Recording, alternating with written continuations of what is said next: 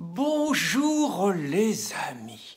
Depuis l'émission de Cyril Hanouna « Touche pas à mon poste » il y a 48 heures, je n'ai pas fermé l'œil de la nuit. Tous mes repères se sont effondrés. Vous savez pas ce qui s'est passé ? Raquel Garrido, une femme de gauche, même d'extrême gauche, qui a fui le Chili de Pinochet, qui est l'avocate de Jean-Luc Mélenchon, qui est l'épouse du député Alexis Corbière, une femme exceptionnelle dans le camp du bien. Elle a été qualifiée d'antisémite en direct par Cyril Hanouna et elle a été attaquée sur cet angle-là par le partisan du Rassemblement national, Jean Messia. Vous vous rendez compte, Raquel traitée d'antisémite par l'extrême droite. Alors pour moi, je ne vous cache pas, pour moi les choses, je n'ai pas beaucoup de culture politique, mais pour moi les choses étaient simples.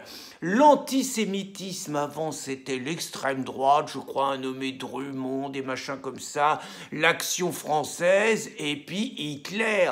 Donc Hitler c'était Vichy, c'était la rafle du Veldiv, c'était la haine des Juifs, c'était le statut, et Vichy, c'était le Rassemblement national, et l'antisémitisme, c'était naturellement Jean-Marie Le Pen et son histoire de détail. D'ailleurs, BHL, il me le disait tout le temps. Donc pour moi, les choses étaient simples. La résistance à l'extrême droite et à l'antisémitisme, c'était la gauche qui l'avait mené en 40-45 et ça continuait aujourd'hui. L'antisémitisme, c'était l'extrême droite, c'était le Rassemblement national aujourd'hui et la lutte contre le racisme, c'était la gauche. Et puis, depuis, évidemment, cette attaque, je dors plus. Moi, j'ai fait des recherches frénétiquement. Oh, j'en ai appris, mais des choses épouvantables.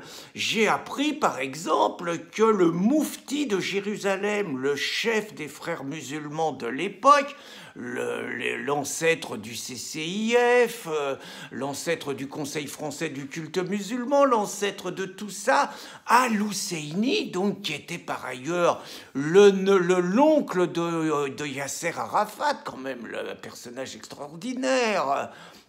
Donc j'ai appris que Al-Husseini, il était allié avec Hitler, qu'il avait fourni des musulmans dans des compagnies de SS dans l'Anchar, une compagnie de 20 000 personnes, et qu'Hitler, il leur avait accordé toutes les dérogations. Ils pouvaient manger halal, ils pouvaient faire leurs prières, ils avaient le croissant.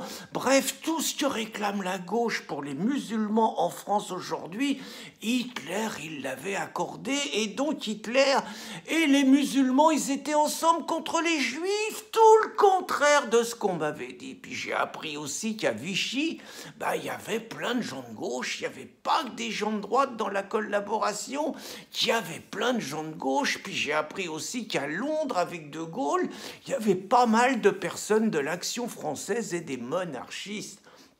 Donc tout ça, déjà, ça m'a un peu embrouillé le cerveau. Je reviens donc au terrible baston qu'il y a eu donc à l'émission d'Hanouna. Là, ça a commencé par un baston entre Messia, toujours lui, Messia, le mec du Rassemblement national, et Cyril Bellatar, le frère de Macron. Alors bon, d'abord, Messia, il a dit à Bellatar que Bellatar, il disait que ceux qui s'assimilent parmi les arabo-musulmans, c'était des traîtres. Et Messia, il a dit à Bellatar que lui qui se prétendait français, c'était lui le traître à la France. Ça commençait fort, mais après, il y a eu l'épisode de la démission de Bellatar. Bellatar, il avait été chargé par Choupinet de la politique des banlieues.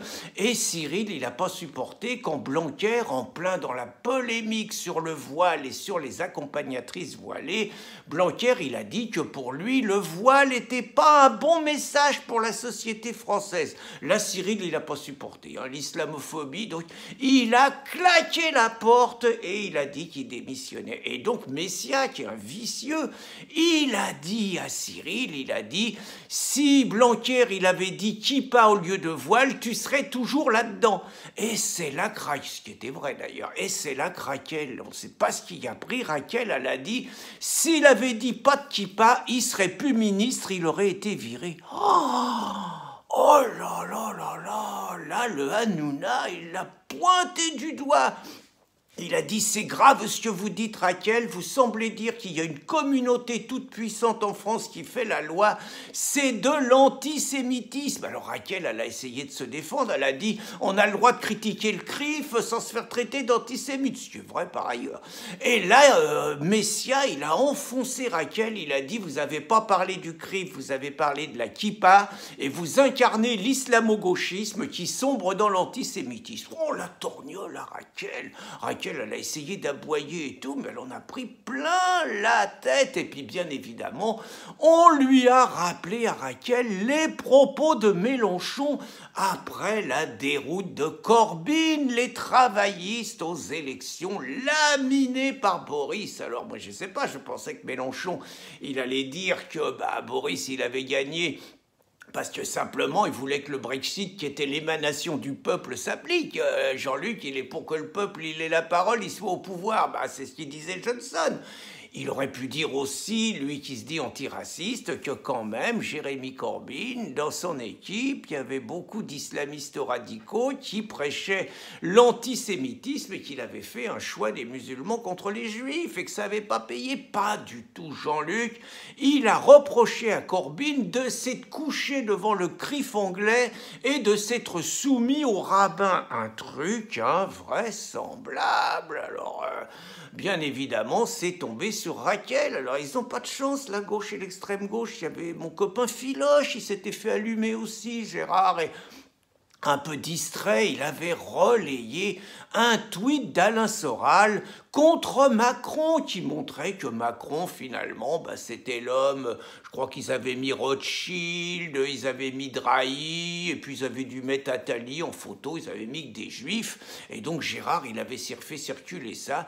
Il paraît que c'était un truc antisémite, il avait été viré du Parti Socialiste en 4 jours, il s'était retrouvé au tribunal. Donc tout ça pour dire que l'antisémitisme, ça devient vachement compliqué, surtout quand même qu'on a vu toute la gauche qui se dit Charlie manifester avec le CCIF, qui sont quand même un peu les co-religionnaires de Charlie et qui n'ont jamais montré sur le terrain de l'antisémitisme une détermination énorme à montrer à leurs co-religionnaires que c'était pas bien. Alors moi je comprends d'autant moins que je me rappelle en 2006, Soral et Dieudonné, qui sont naturellement l'abominable extrême droite, même si Soral il vient du Parti communiste, même s'il se dit marxiste, ils avaient monté un parti antisioniste le temps d'une élection européenne et c'était même payé par l'Iran. Donc ça, c'était en 2006.